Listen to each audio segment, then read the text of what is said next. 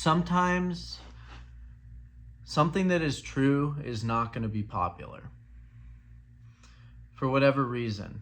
Sometimes what is true is popular, so there's no resistance. But at times, there's going to be people who challenge what's considered true by the majority of people, and they're going to see a lot of pushback.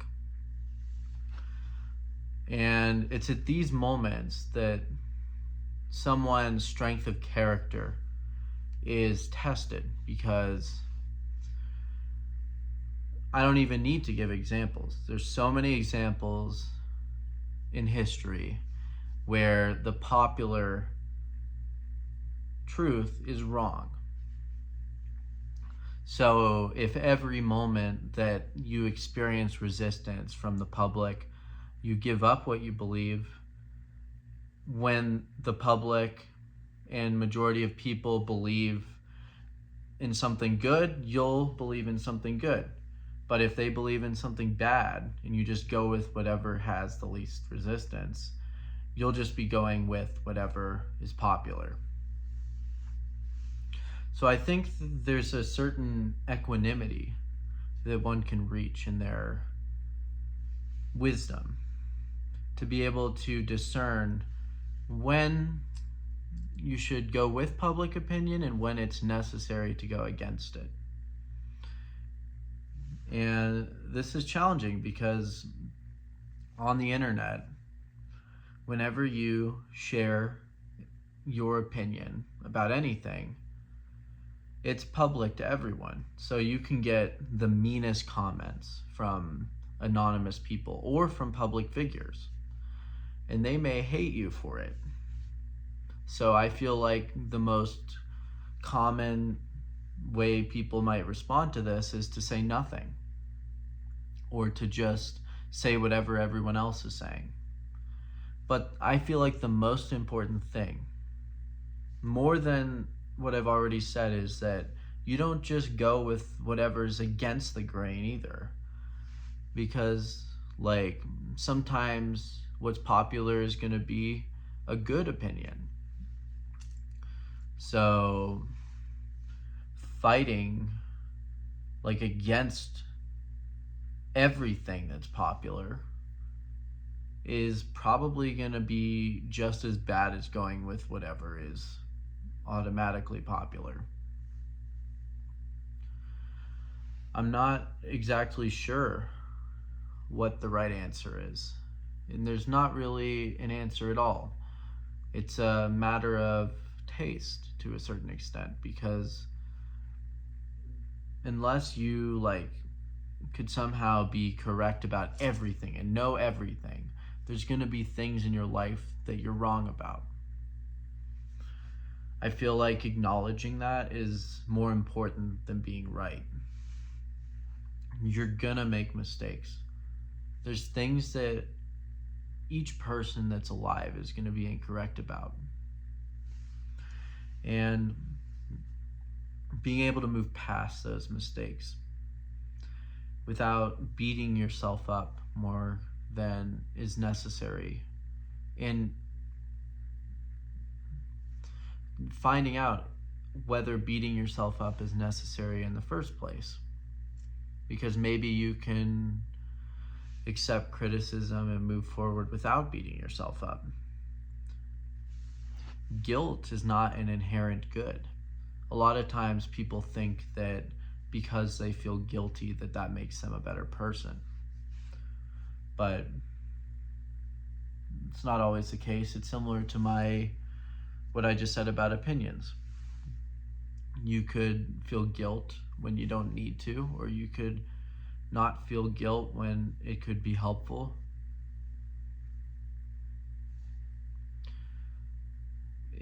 It's really hard to have universal rules that perfectly will align to every situation. For example, I remember hearing about, I forget which philosopher, but I think it was a Confucian scholar who said that all everything that I teach is context sensitive. But it's sort of a paradoxical statement, because that statement itself has to have the rule applied to it. So that statement is context sensitive, so it's not universal. It sort of makes itself irrelevant. Let me think of another example of this. Well, I guess there's the standard Gödel incompleteness theorem. Like the basic example from that is that the statement says this statement is false. But if that axiom means anything, it would have to be true, because but then it proves itself wrong because it's saying that the statement is false. So it's paradoxical. And I feel like truth in that, from that perspective, is always biting its own tail. It's always being somewhat paradoxical. Another example about that is the paradox of tolerance that Karl Popper proposed. That in order to have a tolerant society, you cannot tolerate intolerance. So you must be intolerant of intolerance, is what he believes. And I've seen that on a tarot deck before in a very simple statement.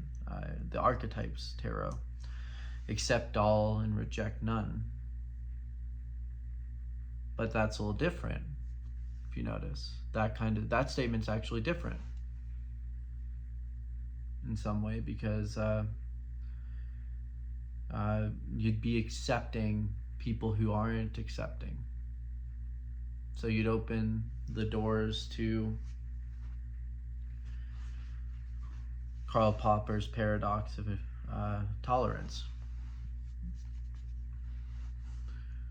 And how does this relate to what I was saying to begin?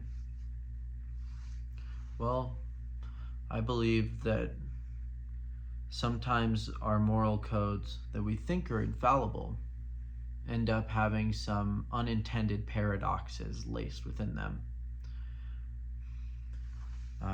And I believe that how we approach these moments where we don't exactly know, and it might be paradoxical what we're believing, how we approach those critical beliefs is very important, because we can develop lots of negative self-beliefs and bad self-esteem if whenever we approach one of these beliefs and we find some sort of contradiction or a lack of consistency, whether it's in our character, or in our past, or in our just logical consistency. If we just beat ourselves up every time we make a mistake and say we're the worst, humans are the worst creatures ever, I'm the worst because I'm a human. If you feel that deep-rooted shame and revert to that every time you make a mistake or every time your beliefs aren't absolutely true, it's just hard, and it's not necessary. I used to be a big follower of the intellectual dark web. I started reading a lot of different different conservative thinkers when I was in my mid-teens. People like Jordan Peterson and people related to that, and I really believed in it, and it was a hard thing to grow out of, because I had these inconsistencies in my beliefs, and I didn't want to believe that I was totally wrong on something. I didn't want to believe that I had like internalized something that was bad for me, and I felt like deep down that if someone could be that wrong about their beliefs, if someone could be that wrong about them, then how could I trust myself at all? Because I trusted myself to believe in these things and to stand by these people's opinions that I never even met before, just out of blind faith and like ignorance, because I was a teenager, like pretty young, and I'm still really young. So to develop that kind of trust in my own like intellect and instincts in my heart after going through that kind of trauma, really made it challenging for me to like maintain a sort of middle ground in terms of like being able to step away from my knowledge and question it, and not just stick with what I knew before, and also not think I'm a terrible person because I believed in things that were false, and I said and did things that I regretted after because of that. And I feel like part of my growing up and becoming more mature as a thinker and as a person is acknowledging like when I make the wrong choices and make mistakes, and not just trying to hold to moral perfection, but not expecting moral perfection. That's what I mean, but trying the best I can. Because I didn't know that I was autistic. I didn't know like certain things about myself when I was at that point in my life. So it's really hard to hold an unrealistic standard and ruler up to myself at that point. Like comparing myself now to myself then isn't really that realistic, because I didn't have the knowledge and wisdom that I developed later.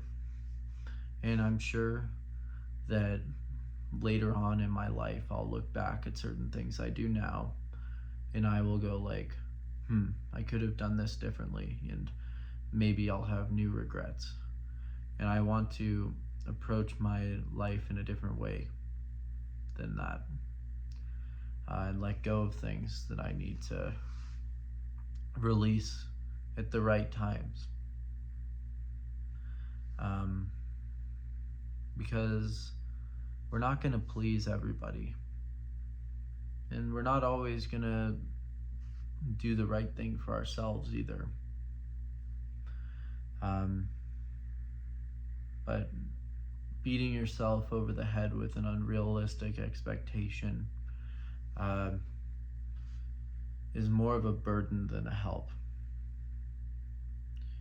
It causes shame and feeling inadequate all the time, when a more moderate approach is something that I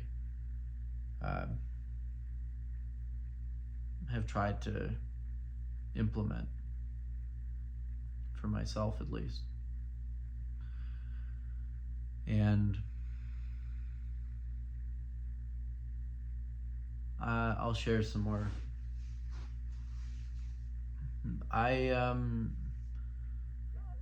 started meditating about like a couple years ago, but I didn't know that I had aphantasia. And aphantasia is the inability to construct mental images with your mind's eye. So I feel like I was unrealistically beating myself up because I felt I was doing something wrong with my meditation, because I could never see like images. I thought that meditation was going to bring images into my mind. And I've been meditating a long time now, and I don't expect that anymore. And I don't beat myself up for not being able to construct these mental images like a lot of people can, because it was ruthless. I was really hard on myself about that. I thought that there was something wrong with me because I couldn't do that, but I realized that it's more neutral than that. That I was just, that for whatever reason, I just can't do that. But that beating myself up with the ideal of perfection wasn't gonna change that. But just because I felt like I should be able to control whether there's an image in my mind or not, just because I felt I should be able to do that doesn't mean that I could. And that's why it's so hard to share about certain things on the internet, because there's like always two, there's more than two, but I'll give you a simple picture. There's two sides to like any particular issue. There's the people who are like, we want to change everything and think we can change everything about ourselves. And then there's the people who say there's nothing we can do to change and we're just the way we are. Determining people who believe that everything is like determined in some way, and people who believe that they're perfectly free no matter what. And both sort of have this ideal and this idea in their head about what they are, and they all have their reasons. And the one thing that both extremes have in common is dialectically, the thing that's in common is that when people are so convinced of their views on certain things, they will say ruthless things to people who disagree with them. They'll say it's because you don't have any guts, you don't have any like willpower, and they, like the people who think that you could just control it if you try really, really hard. It's like a problem because you just don't have any guts. It's like a masculinity thing too, probably.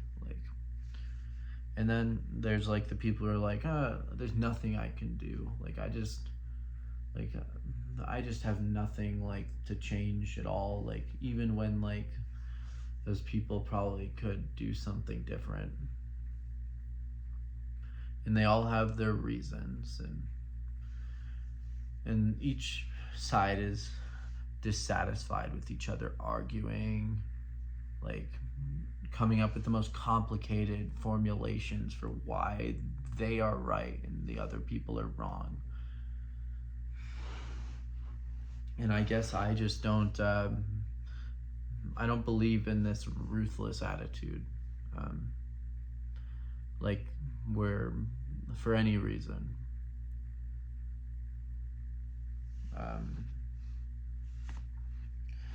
But I did have this attitude when I believed in the intellectual dark web kind of ideas, where I'd stay up watching those famous Navy SEALs running around talking about weightlifting, and I pushed myself so hard with weights that I really think I hurt my body. I was lifting with pretty good form, but I got so strong my muscles were stiff, and I don't really like that. I stopped lifting after that. Now I try and stretch. That reminds me to stretch right now. And I just try to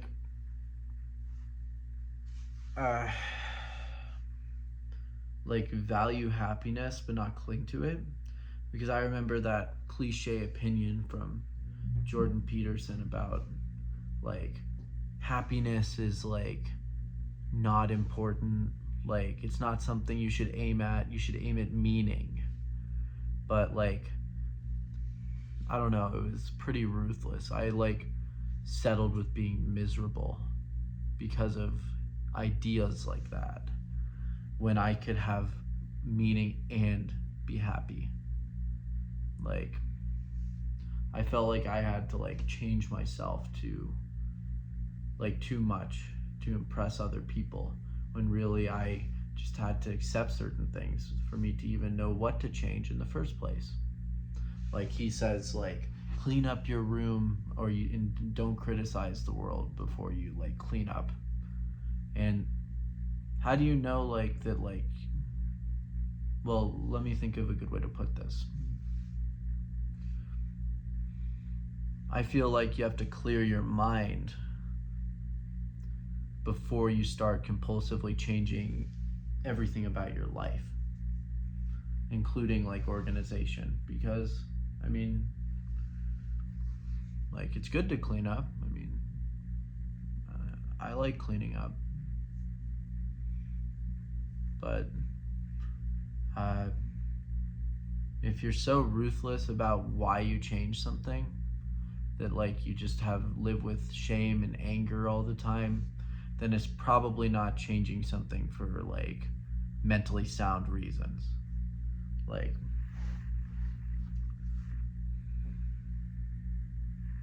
I always believed in like these hierarchies of competence that were talked about, and turns out that taking that to an extreme is extremely ableistic, because like there's times where competence is important, but there's times where if you don't give like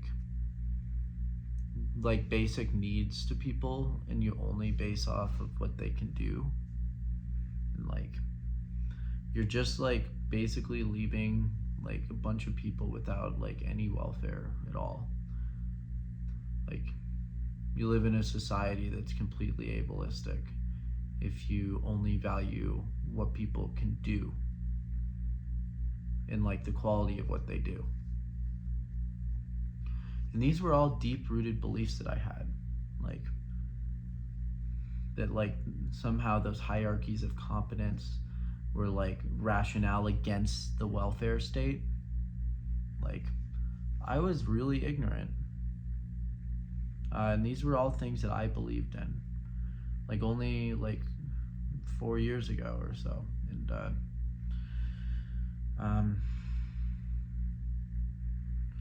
I brought up those first points in this video to emphasize like the balance that I feel like is very important between like feeling you like have some sort of knowledge and being open to the fact that you could be wrong. Like acting like you're completely ignorant probably like isn't truthful, but believing that like everything you've learned from some random internet guru or like from your like upbringing or like something you've read, like no matter what it is you've read or what authority told you it, is probably going to lead you down a path of like fallacy, like appealing to authority, appealing to complexity, tons of logical fallacies, and just getting back to the roots of why we believe in something. What emotional attachments do we have to our beliefs? How am I approaching other people who believe something different? These just basic things. And when we don't do something right, like accepting that and not being too ruthless against ourselves or others for like making mistakes. Because I feel like on the internet, it's really easy to be super cruel to other people when they do the wrong things or say something that's untrue. And then guess what that incentivizes? It incentivizes them to cling to what they already believe, or to like just get super depressed because they were wrong. And like that doesn't incentivize people like growing at all. That incentivizes people retreating into a hole and not talking to people about what they believe. And the internet is a cruel place. And I just want to encourage people on here to question the attitude that they have towards what other people believe and what they believe.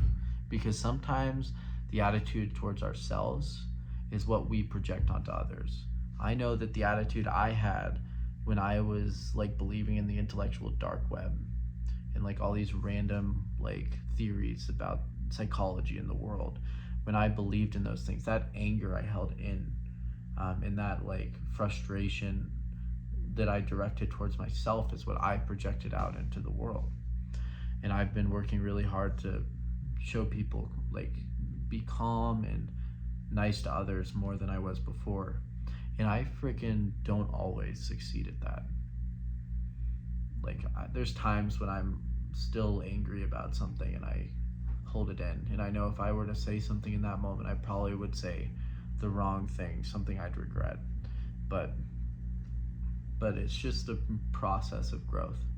So I just wanted to thank you for watching this, and please subscribe if you enjoyed this video. I want to keep making more YouTube videos and spread off of TikTok, but keep posting on there as well. So I wanted to make a video less about autism, but still include it. So if you found this interesting, my more general philosophy, please let me know in the comments.